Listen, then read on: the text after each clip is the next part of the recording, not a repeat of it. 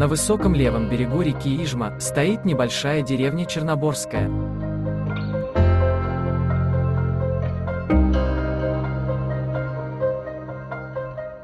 Когда-то к ней через леса и луга вела дорога из села Сизяпск. Но сейчас по разбитой грунтовке длиной 25 километров уже не проехать. Зимой в Черноборскую можно попасть на снегоходе или лыжах, летом по реке на лодке.